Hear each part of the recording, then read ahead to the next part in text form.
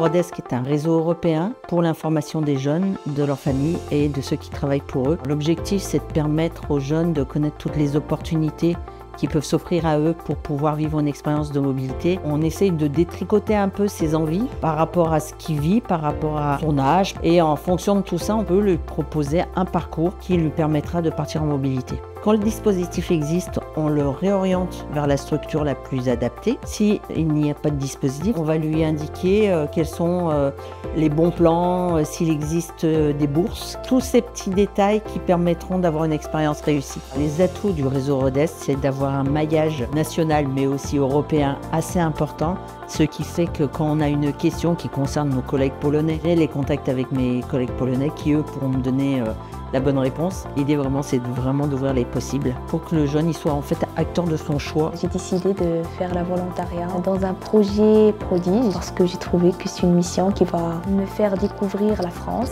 découvrir comment travailler avec des personnes de différentes nationalités qui n'ont pas le même parcours que moi. Grâce à cette mission-là, mes objectifs futurs ils sont un peu changés. Maintenant, je vais toujours réfléchir à être engagée en parallèle de mon parcours.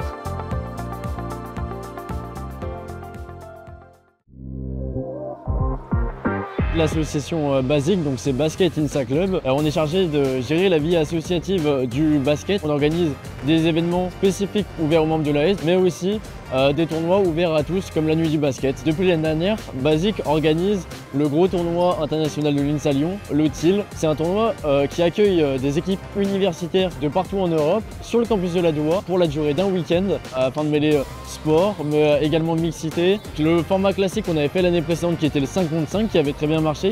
Cette année, on ouvre également un 3 contre 3 dans la dynamique des JO de Paris. Le 5 contre 5, il est international, donc on aura 10 équipes universitaires étrangères, 5 masculines, 5 féminines. En termes de style de jeu, je pense qu'on joue à peu près tous le même basket, mais c'est sympa de voir les différentes influences de chaque équipe. D'un point de vue social, c'est vrai que c'est hyper intéressant, ça permet de tous se rencontrer sur le plan sportif, où les équipes échangent sur le terrain à côté. C'est un tournoi qui permet de se mesurer un peu à d'autres universités étrangères. C'est toujours marrant d'affronter d'autres joueurs, d'autres cultures. On est tous animés par la même passion du coup. Sur le terrain de basket, on arrive à se comprendre, on a un point commun. Donc c'est toujours sympa de faire ça. Le TIL, pour moi, c'est un événement autant sportif que humain.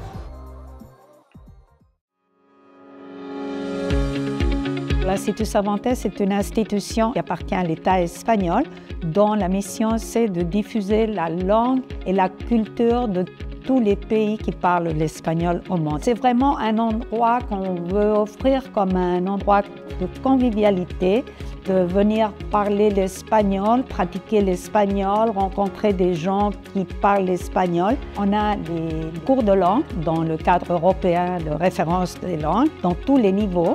Et nous sommes l'institution qui délivre les certifications de connaissance de la langue espagnole. On a aussi un riche programme culturel qui s'adresse soit au cinéma, la littérature, la danse, spectacle, soit aux expositions. Le mois de mai, c'est le joli mois de l'Europe. On a beaucoup d'activités. On peut commencer par celle que nous avons ici. C'est une exposition sur les images frappées sur les monnaies de 2 € qui sera présente à la Biennale des langues. On a aussi le cycle de cinéma espagnol. On aura aussi une présence d'un auteur argentin au Festival Littérature Live de Villa Gilet. Et les autres activités, les ateliers, l'espagnol et la gastronomie ou la création artistique et l'espagnol.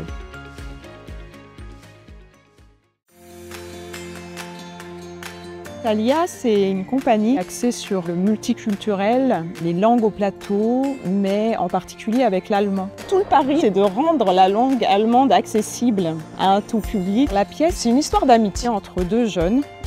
Une jeune qui habite à l'époque en RDA et un jeune de Fézin vont se rapprocher lors d'un échange scolaire qui ne va pas avoir lieu. Ils vont d'abord s'écrire des lettres et qui vont se retrouver dans le Berlin des années 90. A priori, si on me dit viens, on va voir une pièce en français et en allemand, je vais avoir peur que je m'ennuie parce que je parle pas allemand. Nous, on n'a vraiment pas pris ce parti-là. Je pense que les gens, ça leur fait plaisir de passer un moment vraiment sympa et divertissant avec cette langue sur laquelle ils ont des a priori. Dans un premier temps, on est parti du principe qu'on ne se fait pas de soucis, qu'on ne sera pas compris. De toute façon, la communication non verbale fait partie de notre communication. Il y a beaucoup de choses aussi qui vont se passer par les corps par le gestuel, par le mime. Le reste du mois de l'Europe, nous, on va beaucoup donner des ateliers avec la compagnie dans des établissements scolaires, mais le spectacle va continuer à tourner, mais sur Tarare, sur Pont-Saint. Le spectacle revient beaucoup sur la métropole en 2024-2025.